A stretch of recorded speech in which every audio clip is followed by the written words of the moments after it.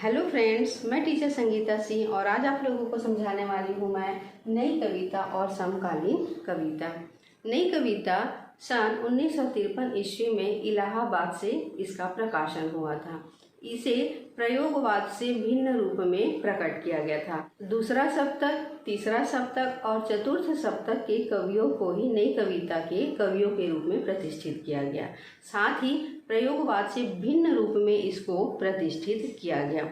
यह इसमें जो है वो दो धारा परिलक्षित होती है, जिसमें पहला व्यक्ति की निजता के ध्यान रखने वाले कवियों, जिसमें अज्ञे, धरामीर भारती, जगदीश चंद्र गुप्त आदि को शामिल किया गया।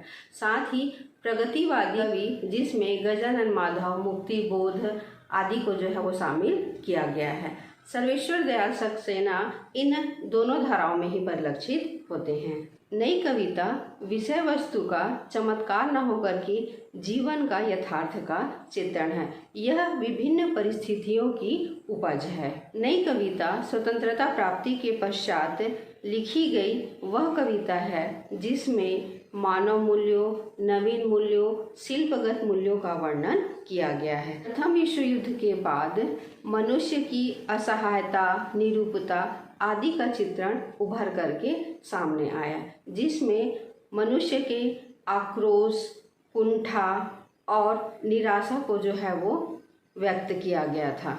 घुटन, आक्रोश और निराशा में व्यंग का जन्म लेना स्वाभाविक था, अतः नई कविता में व्यंग को भी प्रधानता दी गई है। इसलिए नई कविता में व्यंग की भी प्रधानता रही है। चलिए अब देख लेते हैं नई कविताओं की विशेषताओं को, जिसमें सबसे पहली विशेषता है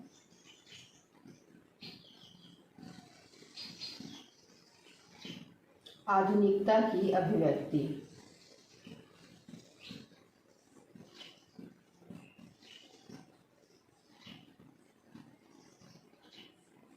आधुनिकता की अभिव्यक्ति को नई कविता के केंद्र के रूप में प्रतिष्ठित किया गया है, जिसमें विज्ञान के प्रचार प्रसार, भाषा के प्रचार प्रसार तथा भागवत के विभिन्न परिवर्तनों की अभिव्यंजना इस नई कविता में की गई है।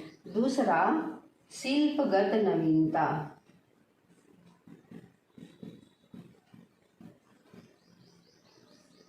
नई कविता के कवियों के द्वारा विभिन्न प्रकार के नए नए उपमानों का प्रयोग करके कविताओं को लिखा गया है। तीसरा, लघु मानववाद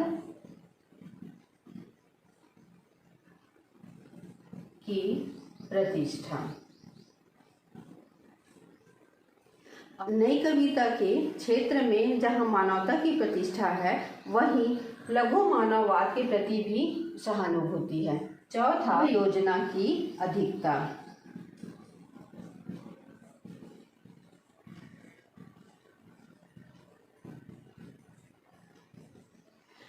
जितनी बिंब योजना की अधिकता नई कविता की कवियों के द्वारा मिलती है, वह किसी और में नहीं मिलती है।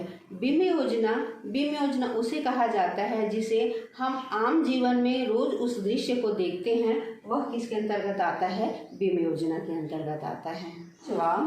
बौद्धिकता। नई कविता के कवियों के द्वारा प्राचीन छायावादी कवियों से निकल करके बौद्धिकता के प्रति आलेख किया गया है। छठवा, क्षण का महत्व।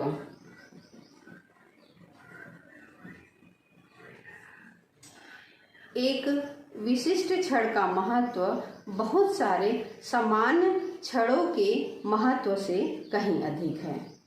काव्य भाषा। काव्य भाषा के रूप में नई कवियों के द्वारा बहुत ही सरल और सहज भाषा का प्रयोग करके लिखा गया है। साथ ही व्यंग प्रधान भी जो है वो कविता की रचना की गई है। आज की नई कविता खिंचाती नहीं, रिझाती है, हृदय को तरंगित नहीं करती, मन को झकझोर देती है। चलिए अब देख लेते हैं नई कविता के प्रमुख कवि और उनकी रचनाओं के नाम को। प्रमुख कवि और उनकी रचना।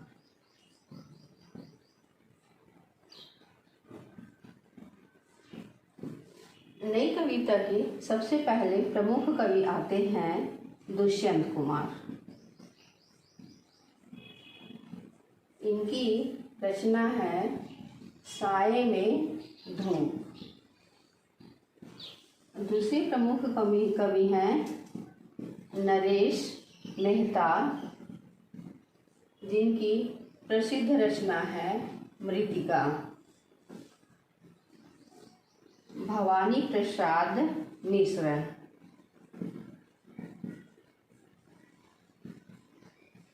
इनकी रचना है गीत फरोश। गजानन माधव मुक्तिबोध,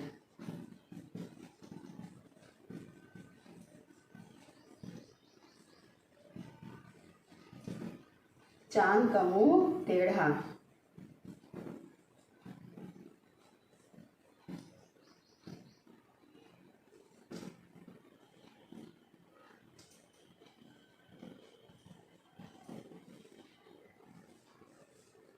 पांचवा धर्मवीर भारती,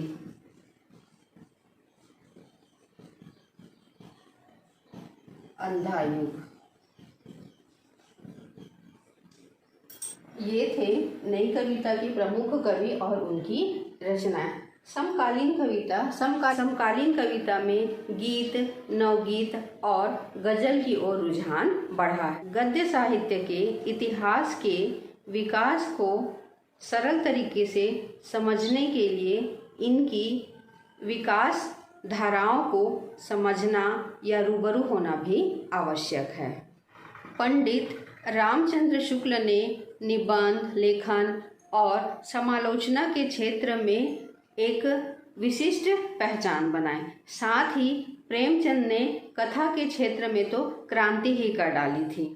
अब कथा साहित्य केवल मनोरंजन, कौतूहल और नीति का शास्त्र नहीं रहा, बल्कि इसमें जीवन की समस्याओं को जोड़ा गया, जिसमें जयशंकर प्रसाद का नाटक के क्षेत्र में महत्वपूर्ण स्थान है, जिन्होंने ध्रुव सामनी, चंद्रगुप्त, स्कंदगुप्त जैसे प्रसिद्ध नाटक लिखे, जो इतिहास प्रसिद्ध तथा पाश्चात्य क्षेत्र में भी अपनी महत्वपूर्ण स्थान बनाए हुए हैं। वर्तमान में समय के बदलाव के साथ विधाओं में भी परिवर्तन हुआ है।